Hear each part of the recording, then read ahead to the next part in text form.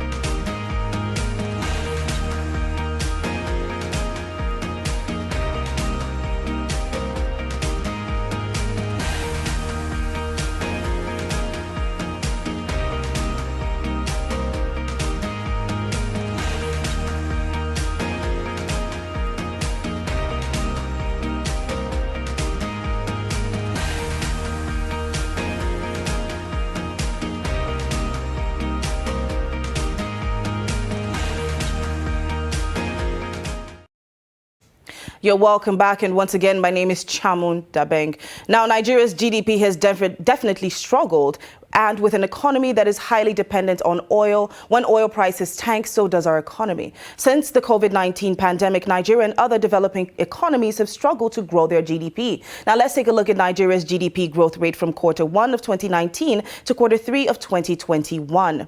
Now, the growth rate dips starting from Q1 of 2020, of course, due to the pandemic. It drops by Q2. It was at negative 6.1%. It started to very slowly pick up by the end of 2020, and by Q2 of 2021, it had gone up by 5.01% and began another descent by Q3 of 2021. Now, these figures are coming from Statista.com. Now, in the recently signed budget, the federal government predicted a growth rate of 5%.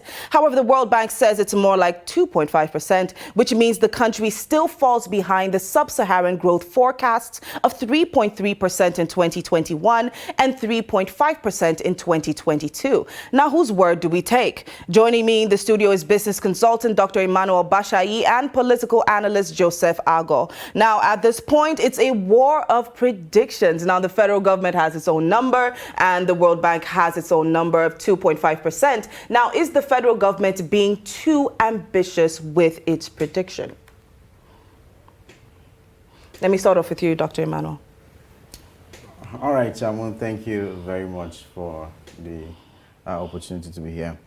So, one of the things you will want to check is versus previous predictions. How did we fare? All right. So you've checked that consistently. I mean, the last quarters, the last few years, most of the time, our growth rate predictions have consistently been a bit too ambitious compared to what the World Bank or other ones say.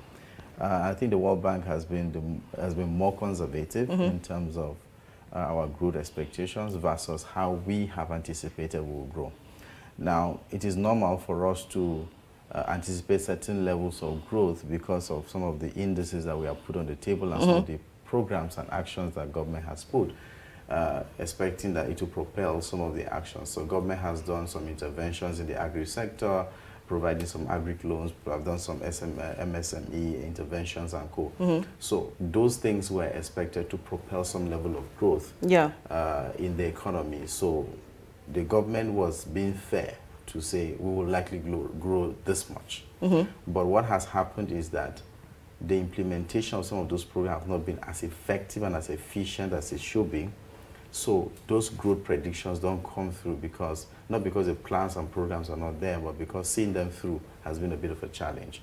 So as long as we continue to churn out programs and not effectively follow through with them, they don't end up impacting as much. It's about GDP estimates, right? The goods and services you produce in the country in a certain year, sometimes in a period of a quarter or a whole year. So when you are producing as much, within that period, that means you're providing more goods and services to be sold. That way you're generating a lot of income. And these are the measures of GDP, right? So if you don't produce as much and you don't effectively follow through those programs, measuring them across all the indices you've set out, then you're likely going to have a shortfall. And then your predictions might not come through because there was no follow. All right, Joseph. I think the government is very ambitious. I mean, we're in an election year, and there are a number of assumptions.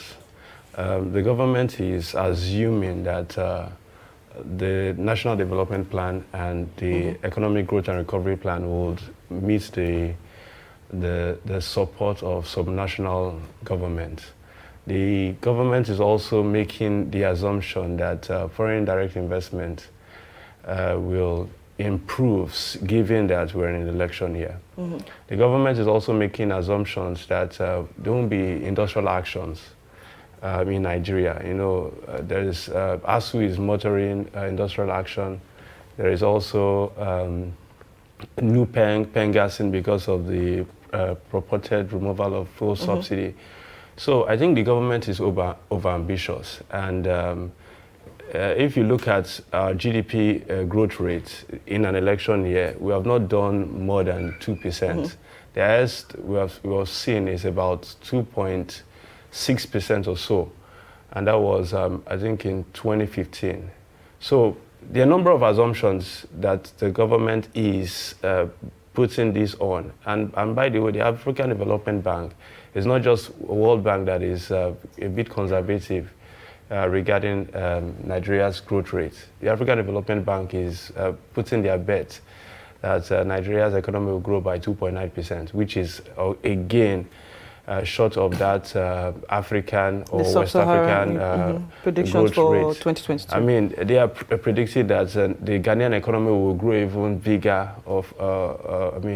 would improve more than the Nigerian economy. So I think the government is trying to be ambitious here. And of course, a lot of the people that are there are politicians. And this is, I think, a political step. And that is very far removed from the reality of 2022, given that this is an election year.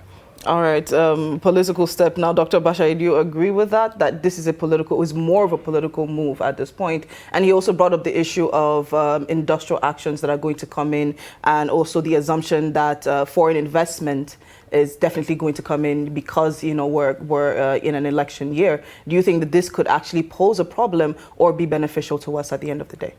I mean, I completely agree with you, okay?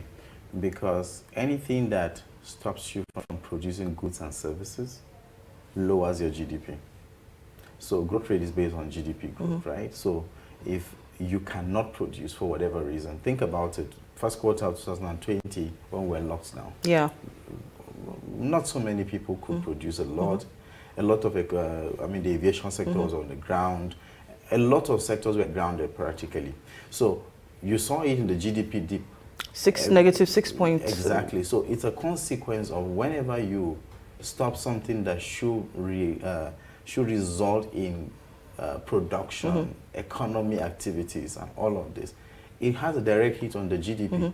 Okay. So election years typically, the focus on election, not so much focus on governance and support for the real sector to keep doing what should be done and continue to grow the economy. People are importing stuff. A lot of the campaign materials are sometimes imported and all of that. So that is flights of capital going out of the country. So production locally doesn't happen. A lot of things are kind of tilted to one direction. So you would expect that, okay? So typically, when the bodies that are supposed to be focused on building productivity and driving revenues go shutting down, like New Peng, Pengasan. Now, we need petrol and the other automobile oils to keep our economy running. The guy that needs to transport himself from point A to point B needs petrol and all. So if petrol is in short supply because these guys who are major actors in the sector do not provide that flow, then it affects production, it affects a lot of things within the economy. So you will expect that it's going to also further stifle the production and then also affect the GDP. So that's very, very true. It's definitely unfair. All right, so let's take a look at the GDP growth rate and compared to other years. So we're going to be taking it from 2016, and there's also a prediction all the way down to 2026. Now, of course, 2016, there was a dip, a negative 1.62%, and we're going to come down to 2020. Of course, we already know what happened at that year. It was a pandemic year. But even with the predictions, let's take a look. 2021, it was still within the 2-point percentile. Down to 2026, it remains in the 2-point percentile, according to these predictions. Now, what are some of these factors that could actually stop this country from, moving forward and basically having a higher growth rate when it comes to our GDP growth? Let me start off with you, Joseph. I think, one factor that I left out in my earlier statement was the fact that, we're seeing the governor of Borno State came out some days ago to say that 3 local governments are under control of terrorists. And we see a number of farmers not being secure enough to go to their farms. So in an election year like this, you're going to have a number of forces contending. And a lot of these forces are anti-economic growth forces. So for the government to really take serious and do well by the prediction it has given, the government needs to invest in key areas. Number one, if you look at our GDP composite, the highest is coming from services sector. And in 2008, for example, I made a prediction that the economies that will grow and lead, after the global economic crisis, will be economies that will run on the twin engines of services and agriculture. So we have that going for us. We have a very vibrant entertainment sector, which is part of that services component. You have the rise of fintechs. The government is, coming up with laws and policies that are discouraging the growth of that industry. We saw what happened in logistics. Because of the pandemic, a lot of people went into logistics, and we saw, instead of the government to put up structures that will cause that emerging industry to grow, the government came up with several levies. So the government needs to prioritize agriculture and also prioritize services. And services, the government needs to really, power is very, very important. Power is very, very important. Road infrastructure is very, very important. Then security is also very important. We are in an election year. There's prediction that there will be violence in some quarters. And a lot of this news will discourage foreign direct investment.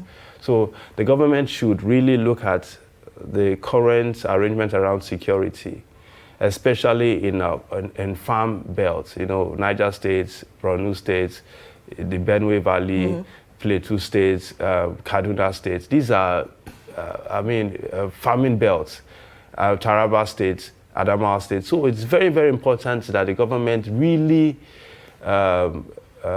develops a very, very efficient security strategy around securing that agricultural sector. Then also the government still needs to continue to invest in power generation. And finally, the government needs to really look at education. I'll give an example. India. India is the outsourcing capital of the world. And India is one country that keeps producing the highest number of medical doctors. Because the population is growing, people will need doctors. India also produces tech, that is engineers, people in that tech space. You go to these top tech companies, they are headed, a lot of them are headed by Indians. And by the way, last year, Nigeria had its first unicorn company last year. India had 44 unicorn companies under COVID-19 pandemic. So it's because India over the years has invested in STEM education, has made serious investments in delivering quality education. even to tertiary level. So they are not just exporting to other parts of the world, they are also growing their local economy and making it very, very competitive to the outside world. The two other examples in Indonesia and China. China is the production capital of the world. Of course. Then Indonesia is, I mean, growing up, remember Christmas clothes. When you turn the back of the label, you see made in Indonesia. So it's very important for us to know what our competitive edge is. And we have a very large youth population. There's going to be creativity. We have a large youth population. We need to get that population to the farms. We need to make farming very, very attractive. And if the government keeps throwing money at the problem and thinking to go, I think the government will be doing the wrong thing. The government needs to inspire production and show it by the kind of policies that come out from it. Well, President Buhari did say that we need to go back to the land. So there you go. All right, Dr. Bashai, what are your own comments? I mean, he's very spot on and not, he's pretty much captured most of the things. I just talk about some of the critical stuff. Now, the thing is, you will not go to a country and put in your money if you are not sure your investment will be safe. So if there are insecurities here and there, you are not likely going to go and put your funds there because you're not sure they will be safe, okay? Now, another index is the dwindling value of our currency, okay? So I brought in my funds when a dollar was selling for 190. I'm just making this up. And I make money, I've done investment, I've done business here. And when I'm repatriating my funds, I need to I need to buy a dollar for 440, 470 at the official window. Now, think about the value loss that will have happened just because I am taking my money out of the country. So it is one of the things that investors look at. That is why because of our heavy dependence on foreign goods, the prices keep changing every day because they're adjusting for pricing, they're adjusting for FX. So FX is difficult to source, so most of the time they source it from the black market, and as such they pay higher, and then they need to import raw materials to do this.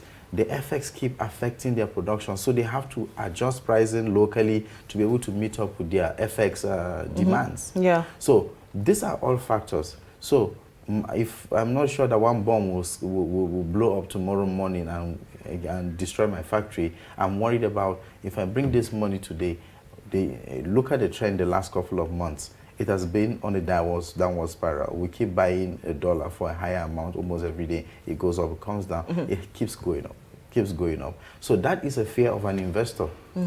His funds need to be secure. So we need to have a look at that. So to talk about currency value and all has a lot of a lot of things in play. The political goodwill is also another play point.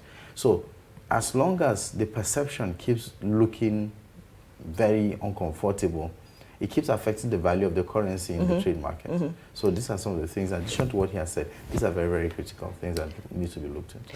All right, so we're still pretty much in a pandemic. There's still COVID-19. We still have cases every single day. Yeah. Now, let's take a look at the number of people who have actually been vaccinated. There are a little over 16 million people in our population. That's only about 4.2% of the population that has already been vaccinated.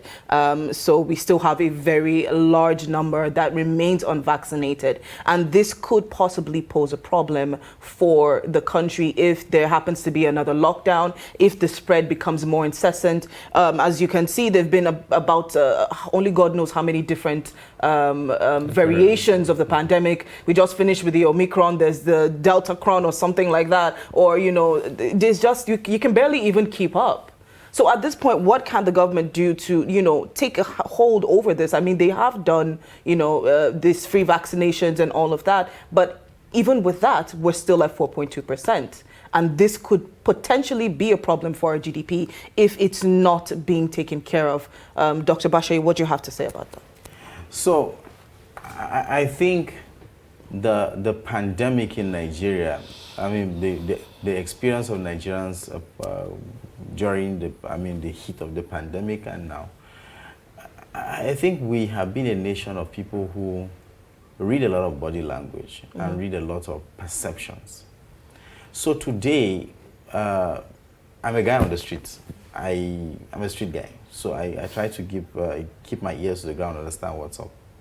The truth there is that there is still in this country people who don't believe that there's anything called COVID-19 in the first place. So you first of all need to convince the guy that there's something called COVID-19 in the first place. I know in the 80s the campaigns where AIDS is real. You know, we started from that point to the point where everybody now got to know, this thing is for sure, it's real. Because first of all, you need to tell people that it's actually even real. Even the heat of the pandemic, some people were saying, show us the isolation center. Let's even be sure there are even people there. Yeah. Let's even, some TV stations took up some campaign. Okay, let's go there, actually have a real life interview with the people who have contracted the virus and have recovered and all. And people, we've heard a lot of things. So the guy on the street is still not even sure there's anything like that. Or they see it as a rich man's disease. Exactly. So at the beginning, like, this is a disease for people who travel abroad. Me, where will I have money to travel abroad? So I'm safe. And another narrative came out, oh no, this is a disease for the whites. The blacks, they won't catch us because we are in a hotter region, so the disease doesn't survive in the heat and all. All of this myth. We have also seen where some people are saying, don't worry, there's a cure for it. And then the medical professionals have come up to say there's a 99% chance that anybody who contracts it can recover. So people are like, so if I can recover, why do I need to take a vaccine for it? Now, these are narratives that further dampen people's confidence in whether we should even be bothered or not. There are also suspicions around the fact that if they introduce this into your body, it affects your DNA because an RNA vaccine and all of those other things. Fertility and all of that. Fertility and all of that. And then we also saw videos how people took the vaccine and then the jab and then they had spoons hanging on them. Now, all of this information goes out to the public space. Now, if you don't provide timely information about something to the public, and the public have to source it from any source, this is what you get. Okay? I knew of those days in the 80s and into the 90s when they were talking about AIDS is real. National Orientation Agency was talking about it. Government agencies were drumming into people's ears. Some intervention authorities like, sorry, excuse me. Bless you. Amen. Some interventions agencies like Society for Family Health were providing free contraceptives to people in public places and all. All of those were concerted efforts. So this is real. If you cannot do this, this is what you should do. We're making it affordable. We're making it accessible. You have no excuse why you should go on living a reckless life when you can get this. So I think information is key. People need to be convinced that this is not a scam. People need to be convinced that this is not just some global way of making some people benefit while some people lose, because these are the perceptions on the street, and I think it's very rife in Nigeria. You'll be surprised that even among the elites who should ordinarily lead from the front and say, hey, I'm going to take this jab and I think it's good for all of you, go take it, they are not doing. The 4% we're talking about, possibly some people, because of their position, they had to take it and have to take a picture and say, I took it too. So because it's not looking like a status symbol, I had the vaccine, I took jab, and then people are. So Nigerians don't feel it that way. Nigerians are feeling like you just punished us by locking us down. And we were just punished for no good reason. Even the palliative you say we're going to send, you send it got hung in the air. In some places, warehouses were raided. Some places, people were looting places because they kept the food there. People were suffering at home. They were locked down. They were not being shared and all of those. So the whole thing is a perception thing right now, to be honest. Some people, a lot of Nigerians think this is nothing but a scam. And until you convince me otherwise, I don't think I'm going to take the jab because it's a lot of worry out there. And I think that is very, very rife. All right. We only have a few minutes to go. So, Joseph, what are your last comments? So I think regarding COVID-19, like you said, I mean, there's that trust quotient. I mean, people don't trust the government as much.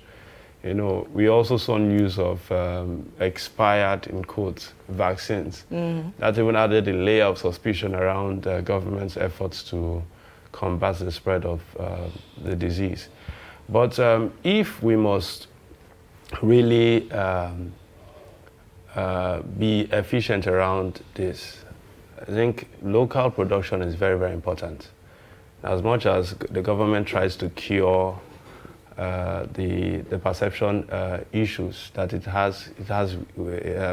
government has with citizens, governments should also think of local production. You know, in that statistics, there are a number of people that have gotten just one job, and a lot of them are not even thinking of getting another job.